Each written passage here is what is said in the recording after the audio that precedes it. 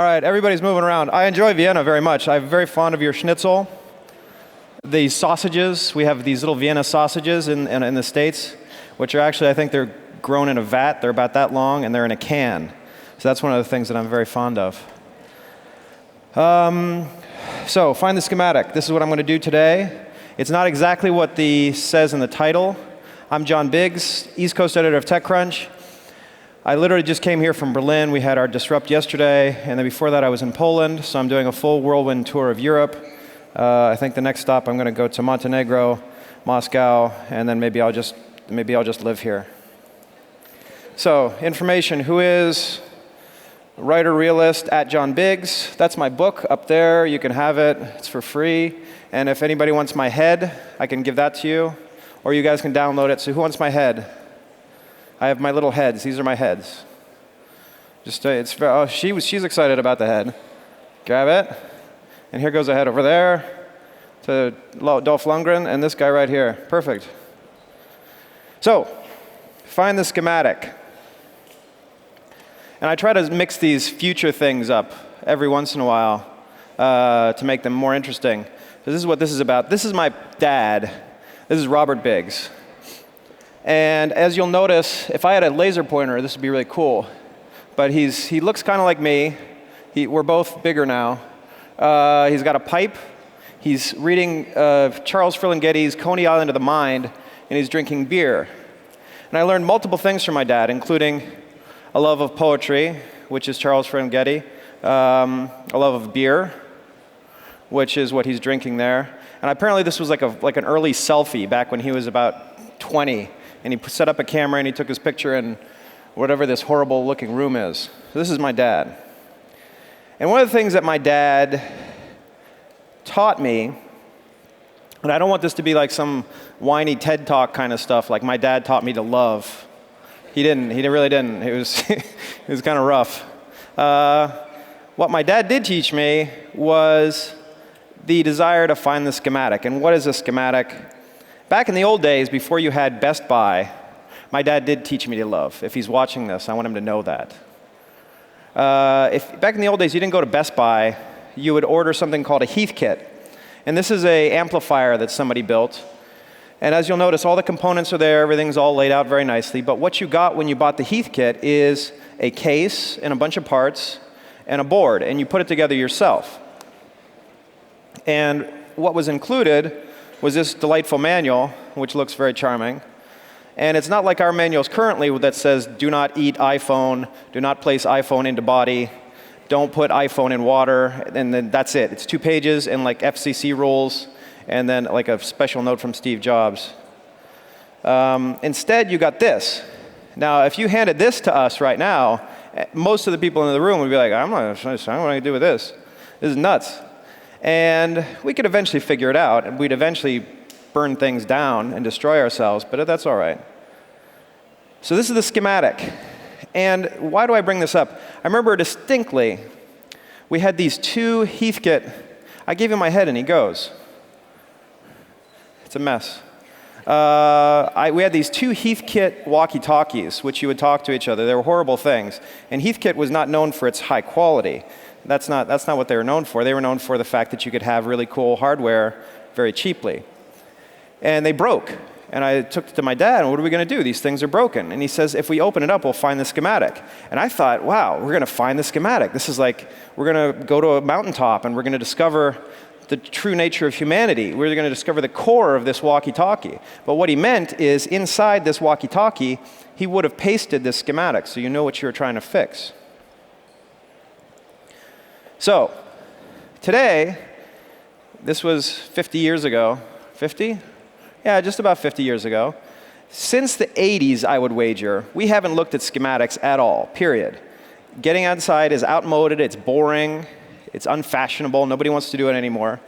In fact, it's almost impossible to find the schematic for anything. It's something that we've lost. The past 20 years, we've purchased things, they come out of like a soft foam wrapper, we open them up, we use them until we get tired of them, and then we throw them away. And we've never found the schematic. However, I would wager that this is not dead yet. Getting into the code, getting into the C prompt, getting to the actual prompt is not dead yet. And it's massively changing the way we're doing business and the way we're building things. Eben Upton is here. I'm going to talk with him later. And the one thing that I love about Raspberry Pi is it allows geeks like me who learned Linux way back in the old days, back 10 years ago, to nod knowingly. We say, look, we have this Raspberry Pi now. We're going to do all these crazy things. Just, I understand it perfectly because it's a Linux machine. And all these people who are stuck on Windows are like, they don't understand it because it's all prompts and weird stuff. But it gives us great power. And with that comes great responsibility. This prompt, getting inside, finding the schematic, isn't dead yet. If you're a marketer, your customer is closer than you think. You can tweet JetBlue, you can tweet Lufthansa, you can tweet all these people. And people are going to make fun of you. One of my favorite things to do in the entire universe is to slightly change advertisements that like McDonald's and like Heineken send out on Twitter to saying that like, and like just forward all the links to like something horrible or change one word so it's like, we're going to have a party in hell, retweet Heineken. Is this not funny to anybody else? It's kind of funny, right? You just follow me and you'll watch, it's funny. Well, I'm just a jerk to marketers on Twitter, and I can be, and I have a large enough reach that I can spread my horrible jokes to everybody in the world, potentially, and nobody can do anything about it. If you're a manufacturer, your customer can outwit you. They know enough that there's something really simple inside now. They can look up the chips on your boards. They can reverse engineer your hardware. They can improve your operating system without you knowing about it. And if you're a programmer, your code is transparent, especially when it comes to web code. All the cool things that Pepsi can do on their website can be done on the normal person's website just by looking at some code. And all this stuff is all about finding the schematic. So my first piece of advice is to kill your black boxes. And in 2013, we have a lot of black boxes. So what happens when you build a black box? So this is an interesting thing. This isn't from a black box, but it gives you an example of what could happen if you have a black box. So this piece of code up here, I wish I had the laser pointer. Maybe I'll just throw something at it. This piece of code comes from Wait4, which is a little app. It's a little program for Linux. And it was checked in by someone, potentially under an assumed name. And if you know C, you'll notice something very specific about this code. It says there are two, if options equals, you have these two, how you say in English? These, what are those? The double clone. Do I know? I don't know, two variables. Then you have current ID equals 0. Now if you know C, it should be equals 0. So what this essentially does is give super user access inside Linux with one line that nobody would notice. I mean, most of us wouldn't notice that would happen. And suddenly you had a program that could give anybody access to the internals of this program. This was Linux. So if Linux has this, just imagine how much garbage Microsoft Windows has in it. There's probably some dude 10 years ago who wanted to access a Windows CE run Coke machine, and if you type in, I want a Coke, it'll like send a special signal that'll shut down the whole machine. Who knows? So that's the black box. That's one of the biggest dangers of the black box. This was solved. This was 2003. We don't know what else is out there. This is an interesting black box. This is called a QCat. They passed this guy out during the dot-com boom, during the dot-com bubble, I should say, right around 99, 2000, up into about 2002. And what it was supposed to do is you're supposed to scan pages of a magazine. And back in the old days, people's fingers were too weak to type in URLs. So marketers figured that they would send out this free barcode scanner, and they would print it inside. They would print barcodes inside of magazines. You would scan the barcode, and the cat would send the information to your browser, and you could go. Now our fingers are much stronger. We're able to type in Google and do all the things that are necessary to use the internet like intelligent human beings. But back then, marketers didn't think we were intelligent human beings, so they gave us this. Now, this was technically a black box. They gave it out for free, and they expected monetary returns. But they were giving out a piece of hardware that everybody wanted. Everybody wanted a barcode scanner. You could use it anywhere. You could use it at a point of sale. You could use it on multiple systems. So people started hacking this thing. And QCat got very scared and very upset. Look, he even left the head. There's a head right here if anybody wants it. When I see him, he's done. Actually, he was taller than me, so he's not done. He's fine. He's all right. Marketers wanted money out of this QCat, but we weren't going to have it. We're going to use the QCat to, I don't know, scan groceries. So everybody hacked the QCat. QCat went out of business, and now lots of people know how to use barcode scanners because of the QCat. They know how to program barcode scanners because somebody reverse engineered this QCat. Finally, this is the ultimate black box. This, ladies and gentlemen, is my sorrow, my great sorrow. This is an iPad mini. As you'll notice here in the corner, it's been shattered because it fell approximately a foot. And this is my attempt to open it. And I have 19 minutes here. I can go into a horrible tale of woe, of how painful this was. So, to open this thing up, this is the ultimate black box. It's literally, it's as dense as a black hole. It actually brings objects into it and just destroys them. So, this is a digitizer. The digitizer comes up with, it's stuck there with glue, so you have to heat up the glue to get the digitizer off. Now, I'm an impatient man, therefore, I caused more damage as I was bringing up the digitizer. And this is literally what happened to me 2 weeks ago. So I'm pulling up this digitizer, cracking it. You could see the tears of sorrow and pain just kind of glinting off the surface there. I put that suction cup on there thinking that, I don't know what I was thinking. I'm going to put a suction cup on there. We'll see what happens. So I kept on going around, all the way around, until I had a piece of shattered digitizer. And it was as fine as salt. So I had that all over the kitchen table. Then underneath there is a LCD, and I assumed that I was home free. I didn't think that the LCD was attached in any way to inside, because that would be ridiculous. Why would you want to make it so hard to open? But it was attached on the inside. So if you put a very small piece of plastic, similar to this gray thing right here, inside there, you will crack the LCD screen. So not only I had a $40 digitizer that was broken, then I had to go order an $80 LCD. Then I opened it all up, put it all together again. I had an extra screw. I don't know why. I'm ashamed. And then it didn't work. So when I swiped to unlock, it would just say no. It just said, don't do it. You're done. Don't even think about this. This is stupid, John. Why are you even trying this? And I cried again. And I'm still crying to this day. What does it mean to be open? This is when you kill your black boxes. This is what happens when you build a computer that's completely open. This is a Raspberry Pi that I have underneath my desk, running a Bitcoin mining operation. I don't want to say anything, but I think I'm getting rich. It's going to be amazing. I make at least 25 cents every 6 days using this system. So if anybody wants to get in on the ground floor on this, we can set it up. We'll sell shares into the Bitcoin operation using a Raspberry Pi underneath my desk. And I'm ready to go. I'm ready for investment. These are all open things. Another open thing, surprisingly, Microsoft opened up Kinect, made it easier for people to 3D scan great stuff. This young lady's reading a book. You could scan yourself. This guy right here, who left my head, who wants a head? You can have this head. This is yours now. Perfect.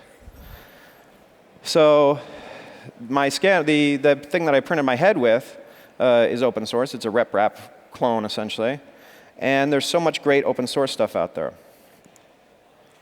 Finally, this is a really exciting thing. So this is sort of a cross between open source and closed source, or closed or whatever. Now, as an alcoholic, I enjoy booze. So I like mixed drinks, and I don't like to talk to people. So what would I use? I would use a robot that can mix my drinks, right? Then I wouldn't have to wear clothes anymore. And you just stay at home. So this is Monsieur. This is the artificially intelligent robotic bartender. And these guys showed up at Disrupt. I met these guys in Atlanta, and they told me, John, we got a robot that makes drinks. And I said, yeah, I bet you do. You could take that to my house. And what they did is they took a Android tablet, running Android, all open source. They're running an app on there. They take a bunch of Arduino microcontrollers and some those spigot things, robotic, I guess, motorized spigots, and just 4 or 5 types of booze on the back. And you pick your drink, and you press a button, and it squirts out a drink. And if you don't think that's the greatest thing in the entire known universe, then I don't know. I mean, space travel pales in comparison to this idea. So these guys sold 111 of these machines. They're going to sell these to bars. They're going to sell these to everything. But all this came about because of open source, open hardware. They were able to find the schematic and build something cool. So where am I going with this? I'm going into a few recommendations, especially if you're a startup, especially if you're working on something very specific to this hardware space, to the not quite open space. What is that? Did I do that? Oh, OK. We're trying to create an environment for making in your business, in your life, in your organization, if you're working on a project. So here are a couple examples of how folks made an environment for making. The first example is fairly simple. These guys were at Disrupt last year, I believe. And they came to Disrupt with a product that was sort of a physical check-in system. You put your phone up against a block of plastic, and it would sort of check you in like a key. And I said that the idea was kind of silly, and they didn't want to accept that, but they kept on working with it. But I also had in my pocket that someone had given me this little thing called the electronic imp, or the electric imp. And it was just a little USB thing with some analog outputs, and you could plug it in, and you could set it, and then when you unplugged it, it would be ready on the Wi-Fi. And you could connect to it almost anywhere in the world. So you would be able to send a small signal to this electric imp, and it would do something. So these guys were able to take this little electric imp, use the technology that they already made, which was this check-in system, and create an automatic doorknob, which was the first I had seen. I think we were still waiting for August and Locatron and all those other guys to come along. This was the first one that we had ever seen that actually worked. And they went out for the actual presentation. They ran out into Home Depot and bought a big door and put it on stage. And they pressed a button, and the door opened. And everybody was very excited. But we created an environment for making. We gave them the tools they needed to build something really, really cool. Next up. So this is an example of why building an environment for making works in the corporate world. Back in about 1948, 3M was a paper and chemicals company. They were pretty boring.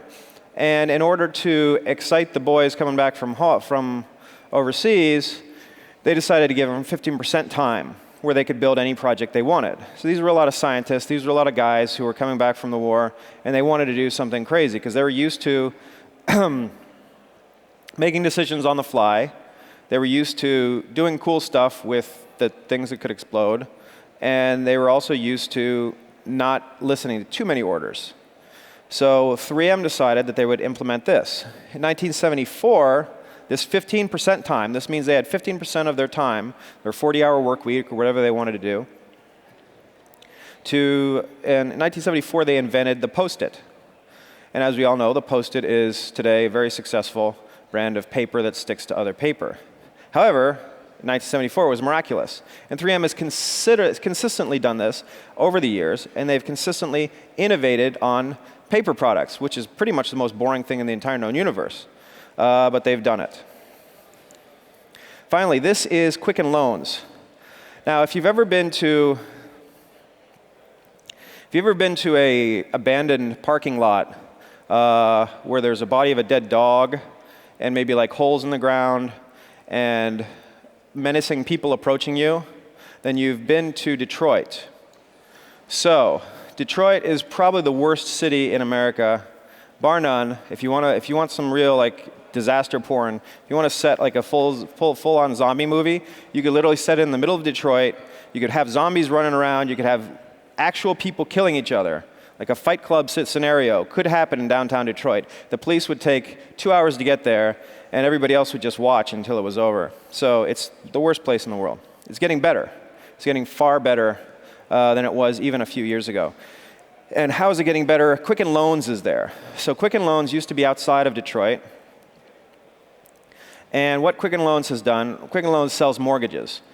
And back when mortgages were a thing that you could sell, not a thing that are toxic and will destroy your livelihood, they came into town and they said, we're going to build a beautiful new headquarters in the middle of Detroit.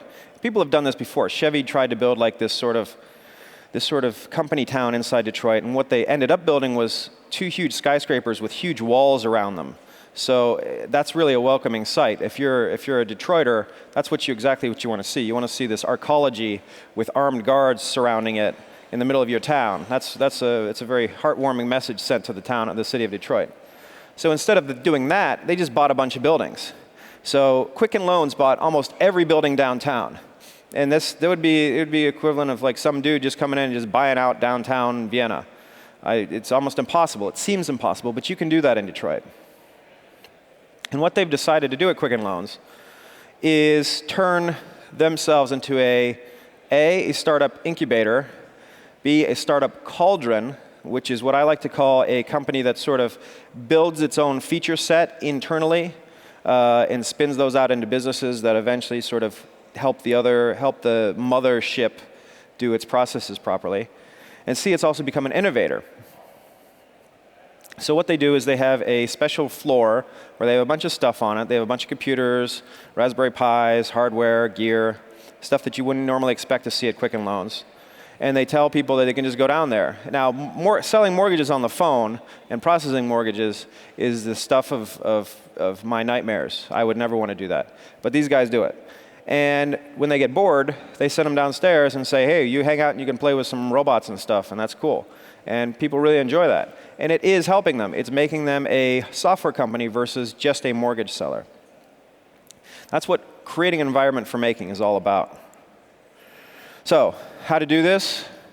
What a lot of these guys do, is they'll create internal and external hackathons. Internal hackathons are easy to understand. You get all your people in one room, you give them a bunch of pizza and beer, and see what happens. And in many cases, it gets weird and smelly, but it's fun. External hackathons. So what you do is you invite some outside companies in to your office, and Facebook does this, and your competitors and whoever else wants to join, or the public at large, and you use this as a recruiting tool. You use this as a way to gain insight on the market. Use this as a way for your programmers to learn something new. 2 types of hackathons. Then you're going to 80-20 your best workers, just like 3M, just like Google, just like plenty of other people. You're going to give them 20% of their time to do anything they want, whether it's to write a science fiction novel or to ride a robotic horse through the office or fly a drone. And this sort of creativity is interesting right now because it is highly technical creativity. Back before, a couple years ago, you had an RC car that you couldn't really build yourself. You got it out of the box, you rode it around. Now you can build your own crazy RC car using Arduino, program it to do sensing, program it to do different things, and have actually a great product.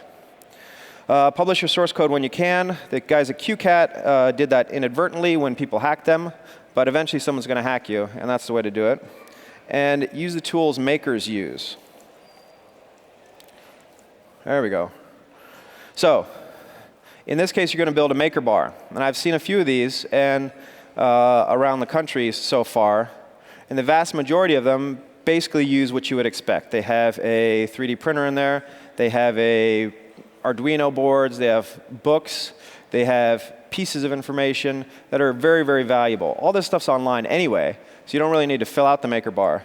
What it doesn't have is a lot of booze. I haven't seen any booze in the maker bar because you're going to be soldering and you're going to be doing cool stuff.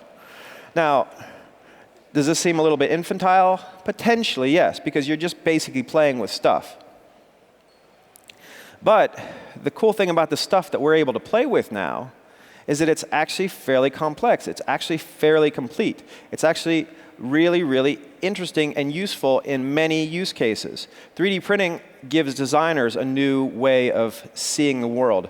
For example, if you search Brooklyn 3D printer, I think I'm the top result. Because I have a 3D printer in my attic, and I got on this site called MakeXYZ, and people just come and ask me to print stuff for them. And a couple weeks ago, I had some guy print me tiny little logos that he's going to put on flip-flops and give them away to his best customers. And another guy wanted me to print a kick plate for a door because he didn't know how to build it, and he was trying to build it in metal, but if he built it in metal, he'd waste a lot of metal. So he just asked me to print this thing. He looked at it, and he was able to build it. And the best thing about MakeXYZ is that I meet these guys in New York, and I have a little baggie in my coat, and we just kind of meet on a street corner. They give me cash, and I give them 3D printed objects. and it feels very illicit. I have no excitement in my life, so this is very thrilling for me. So this is why creating an environment that encourages making, and it doesn't always have to be hardware, it can also be software, is basically the latest in startup fashion. I've seen a lot of the ping pong tables that startups have move over to the wayside while these guys set up huge rep-rap printers. And I've seen a lot of the beer kegs that these guys have move aside to set up Arduino spaces and places for autonomous robots and autonomous helicopters and all kinds of crazy stuff that you wouldn't expect Dropbox to have, that you wouldn't expect Facebook to have. But they have it because it's a sort of a mind puzzle. It's trying to figure out how to affect the physical world with the tools of the software world. In short, always be building, ABB. And I didn't have enough time to change closing, but if you put closing there and change that with building, then that's what I'm trying to say here. Always be building. Create an environment where your employees, where you and where your co-founders can create something that works in real time, in real space, using tools that are very, very cheap, very, very usable, and very, very cool. And in closing, one of my favorite things about Heathkit, what I talked about way in the beginning, is as a child, I didn't have access to a lot of pornography. So if you look at this beautiful picture right here, these guys are actually, they built this computer and this robot, and she apparently built it, I don't know. And as a 7th grader, just imagine like somebody in a bikini, and then you have a robot right there, and a computer, a Zenith computer. That was the most beautiful thing I've ever seen. And perhaps it was a nicer time. I can tell you guys about that later. Thank you. I'm John Biggs, at John Biggs on Twitter, john@biggs.cc or John at TechCrunch. I have 3 minutes. Do we want to do a Q&A? Do we care? Yes? No? Can we put on Slido? Just see if there are questions already.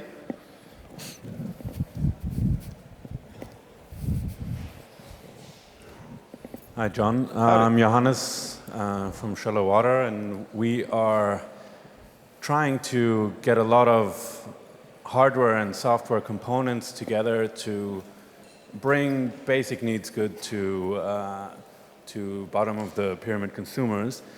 And it's a very unindustrial kind of product. It's a very out of the, put together, pieced together, trying to get simple, low-cost products really to those who can then afford them. Yep. The problem we're facing is when I approach big industrial companies for solutions, for hardware, for software solution, they're overpriced. They're not scaled down to what we need to solve these problems where we are. So this is where I'm also using Arduino for a cashless payment system. I am really combining different components, really putting them together with help of some bright people. But do you see a trend where you say this is happening everywhere, where people are going back from high-scale industry to more low-scale individualization? I would say so. I mean, I think I was talking to a guy in Shenzhen, and he used to be Shenzhen, China, and he used to make phones. He used to buy and sell phones, and he used to sell them to the third world, essentially. And I told him about 3D printing and Arduino just like 4 years ago. And he said, no, that's impossible. You can't do that because you need to build at least 100 million of these products before anybody's going to even take you seriously. And now he's one of the main lead guys leading the charge on these sort of small jobs. I also met some guys in the basement of a DC home in Washington, D.C., and they're creating these insect-like computer eyes in their basement. And they outsource the fabbing to Taiwan, obviously. But as long as you have the skills, you don't need to make 100,000 of these things. You can make 5,000, 50, or 50. And with all the new crowdfunding stuff, you can actually get it funded and out the door fairly quickly. It's all changed. I can put you in touch with people. John, there's one question posted, which is, what about baseline low-cost economical biometric systems? Yeah, those are amazing. I love those.